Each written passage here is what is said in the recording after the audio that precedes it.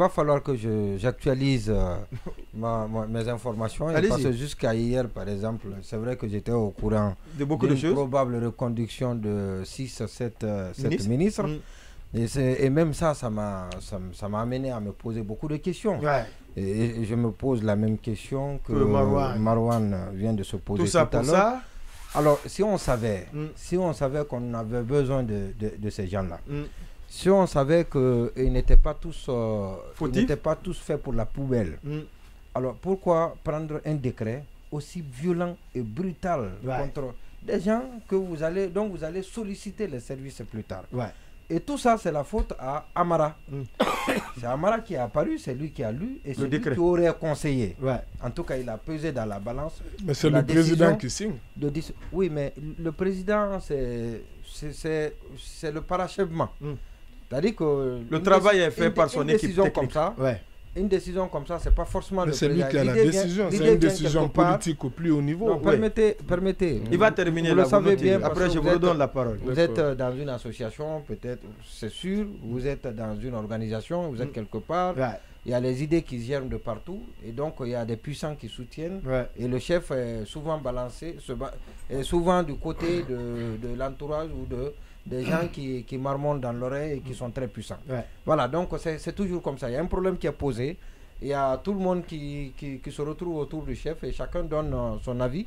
Et c'est comme ça. Et finalement, l'avis des puissants, c'est cet avis qui compte. Et c'est pour ça, d'ailleurs, on dit qu'il faut être du côté du clan le plus fort, au côté du président de la République. Bien entendu. Il ne faut pas être avec le président, mais il faut plutôt être avec ceux qui sont... ceux qui ont l'attention du président. Alucine Makanera Kake l'a dit. Au lieu d'être ami au président directement, il faut être ami au clan qui est fort. Alors, parce qu'à tout moment, vous pouvez être défendu parce que vous ne pouvez jamais être avec le président à tout moment. Oui. On a fait prendre au président une très mauvaise décision. Pas la décision de dissolution. Ça, on peut épiloguer. Non, on peut épiloguer là-dessus. C'est des termes, c'est des génériques. Voilà, donc chacun pouvait trouver l'expression qui s'y est. De toutes les façons, le gouvernement, il en avait marre. Il fallait que le gouvernement parte et ça en valait la peine. Mais si le gouvernement doit aller de cette façon et qu'on reconduise, comme Marouane l'a dit, 50 ou plus de 50%, oui, justement. Pourquoi une telle violence? Justement, c'est de ça que je parle. Pourquoi une telle violence? Donc avec tout ce qu'on a connu, tout ce qui a prévalu et tout le prétexte qui n'est pas fallacieux et qui est évident, donc il fallait que ça parte. Mais la décision qui a été prise, qui a été celle que nous avons découverte dans le décret de gel des comptes, vous l'avez rappelé, on va toujours le rappeler, et de confiscation des documents de voyage, le dépôt des véhicules de commandement, le départ dans les maisons de l'État. Alors, un départ sélectif. Parce que il y a un départ sélectif. Alors, les ministres qui ont été délogés de ce jeu, ce qui veut dire qu'ils n'avaient aucune chance d'être reconduits. Tous les ministres qui sont restés chez eux, traîne beaucoup d'injustice. Ces ministres-là seront reconduits. Voilà, ça c'est un indicateur très fiable. C'est le gars de Béa, par exemple, ça, c'est Amara. Maintenant, donc je dis, alors quand on est aux côtés du chef, il faut donner les bons conseils au chef. C'est-à-dire que il faut l'amener à prendre les bonnes décisions. Mais l'effet, les conséquences liées à la décision. C'est-à-dire que vous devez dire au chef, enlevez les gens, mais ne prenez pas cette décision et parce qu'on aura besoin des mêmes personnes. C'est vous qui êtes le collaborateur. Il va être très attentif et il va être très réceptif au message que vous véhiculez, que vous lui donnez. Maintenant, malheureusement, cela n'a pas été fait et j'ai été désagréablement surpris. Et sinon, je sais qu'il y a des compétences parmi ceux qui sont partis. On ne peut même pas continuer éternellement à renouveler, à aller de renouvellement à renouvellement. C'est impossible, ça ne se passe nulle part dans le monde. Si ce n'est en Guinée. Sauf qu'en Guinée. Peut-être qu'au coup d'État, par exemple, après le coup d'État, on peut comprendre avec l'effet émotion. Même le coup d'État, l'État c'est une continuité. Non, avec l'effet émotion, l'effet populisme, on peut comprendre. Et parce qu'on a envie d'avoir l'opinion avec soi. Donc on peut comprendre, on peut procéder de cette façon. Mais quand on a déjà géré, quand on est déjà sur place, il y a un régime qui n'a pas changé, vous ne pouvez pas procéder de cette façon comme si c'était votre première fois de gérer le pays. Et ça, cette décision...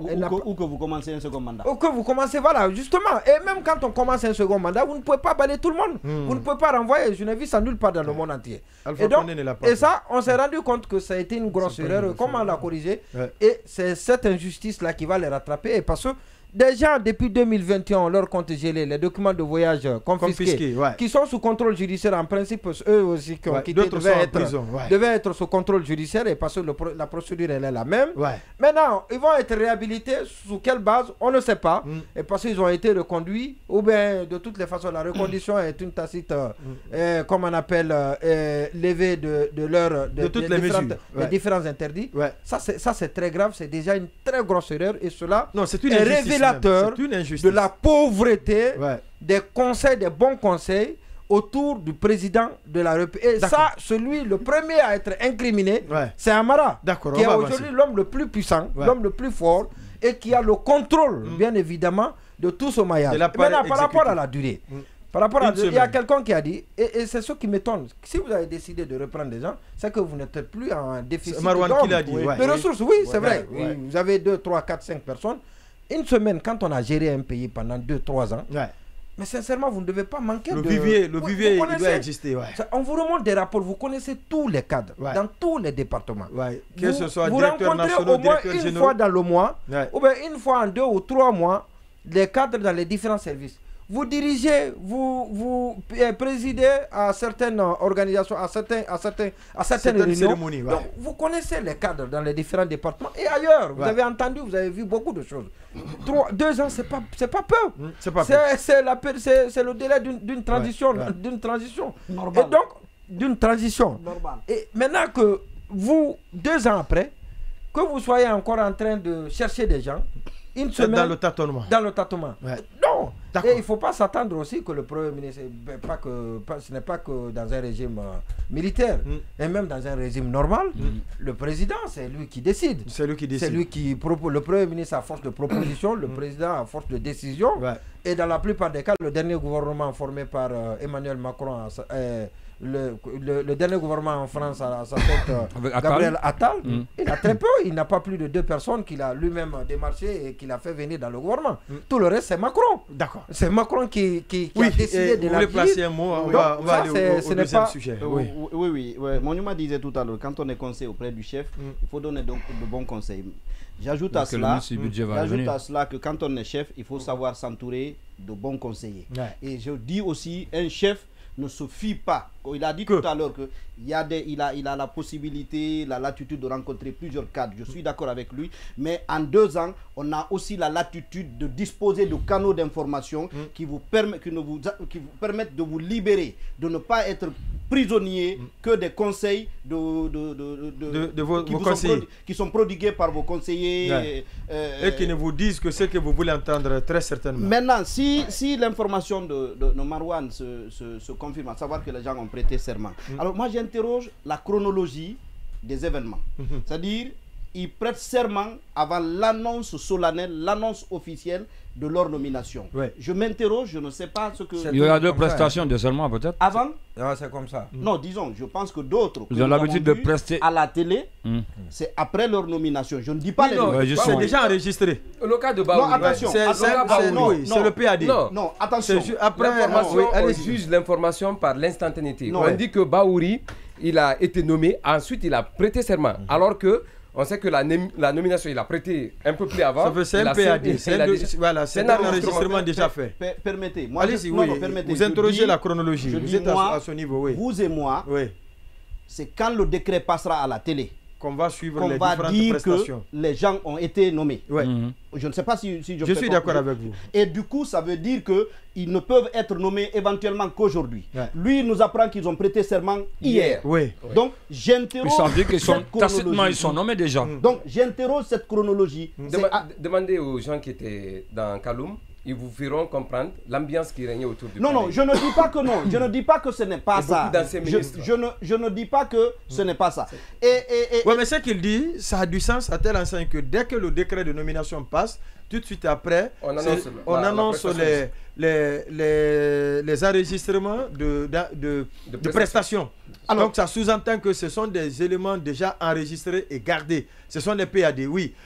Oui, ben là. Non. Non, je veux juste dire que ce que Monima disait, ça me fait penser à ce qu'on a toujours dit de nos présidents. On a toujours entendu ça. Il a dit quoi? Non, ce que tu disais sur le fait que... c'est difficile de choisir. Voilà, c'est l'entourage. Est-ce que vous voyez? C'est-à-dire, on a toujours entendu le président, en quelque sorte, n'est pas méchant. C'est son entourage, les décisions... Non, ça, c'est pas ce que vous avez dit, mais c'est ce que... C'est l'idée. C'est ce que je perçois. C'est ce que je perçois. Parce que le président n'est pas méchant, c'est de la faute de son entourage. Mais ça aussi, c'est une façon de déresponsabiliser justement le président.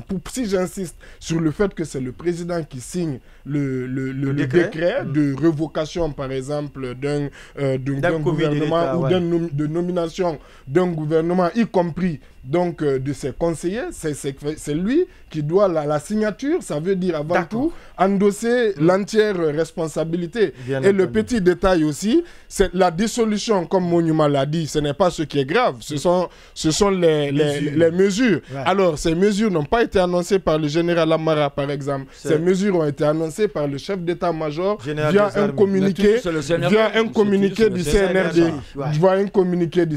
Voilà, c'est ce qu'on pouvait dire sur le premier sujet. Le deuxième, on va l'attaquer.